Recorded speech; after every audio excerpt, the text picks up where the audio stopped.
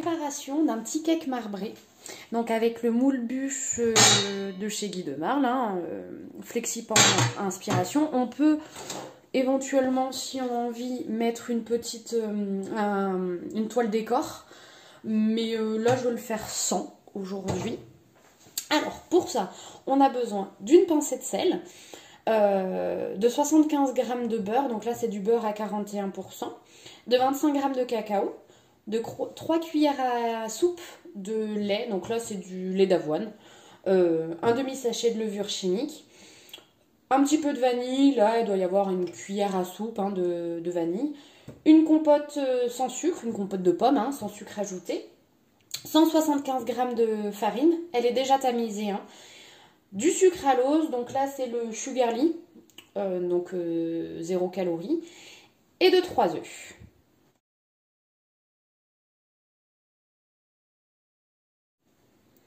Allez, on va déjà faire fondre le beurre. Hop, je le verse dans mon cul de poule et je vais battre le beurre avec le sucre dans un premier temps.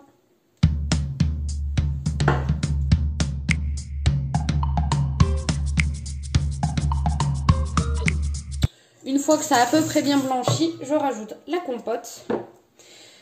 Hop. Donc la compote de pommes sans sucre ajouté, comme ça permet de remplacer le beurre en fait. Donc là du coup ça fait 100 g de compote à la place de 100 g de beurre supplémentaire. Donc ça permet un gâteau un petit peu plus léger. Je fais ça très très souvent dans beaucoup de mes recettes. Si ce n'est presque toutes. Je remplace le beurre par de la compote. Hop, et on remélange. Hop. Allez, une fois que c'est fait, on va mettre les jaunes d'œufs dans la préparation qu'on vient de mélanger. Mais on va séparer voilà, les jaunes et les blancs. Les blancs, on va les mettre à côté pour les monter tout à l'heure. Allez, une fois qu'on a les jaunes d'œufs, on remélange.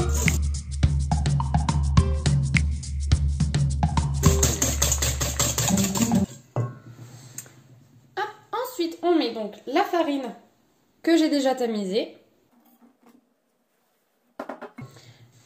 ainsi que le demi-sachet de levure.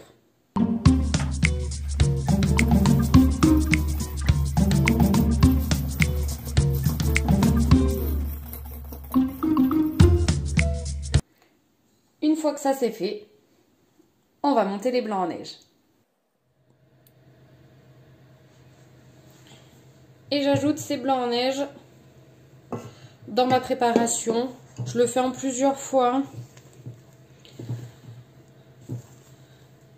Et bien sûr, je le fais délicatement pour éviter de casser les blancs en neige.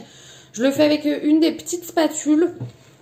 Elles sont vendues par l'autre 2 sur la boutique en ligne.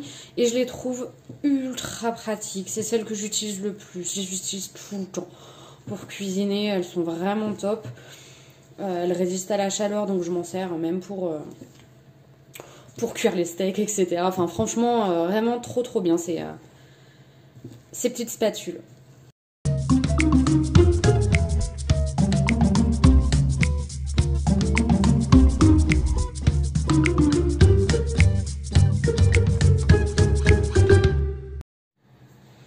Voilà, une fois que c'est bien mélangé, je vais partager la pâte en deux pour faire un côté vanille et un côté cacao.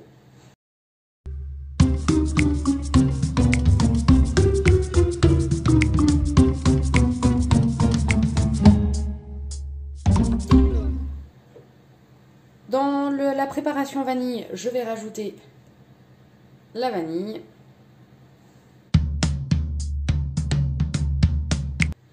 Dans le bol qui m'a servi à faire fondre le beurre, je vais mettre le cacao.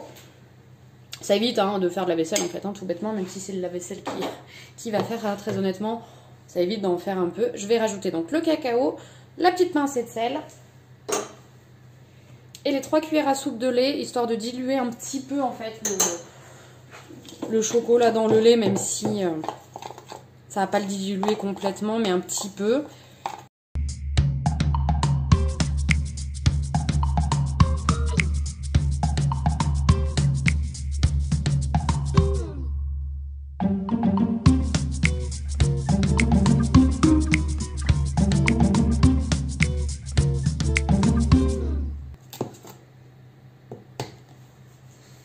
Voilà, et une fois que tout est bien mélangé, ma foi, il n'y a plus qu'à mettre dans le moule. Voilà, donc j'ai posé le moule sur une plaque alu, là j'ai pris la petite, hein, et après ben, je verse simultanément mes deux pâtes, tout bêtement.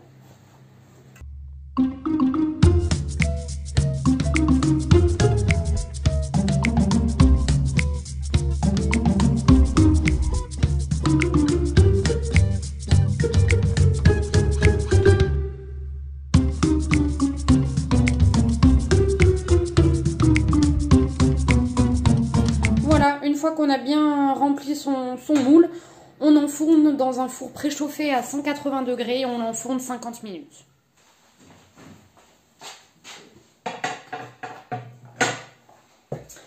Et voilà, au bout de 50 minutes de cuisson, donc là je l'ai laissé refroidir 10 minutes environ, histoire que le démoulage soit moins douloureux. Hop, et après, comme d'habitude, désolée pour le chat. Hop, hop, et comme d'habitude avec les moules Guy de Marle, ma foi, le démoulage ça va quoi. On s'en sort plutôt pas mal.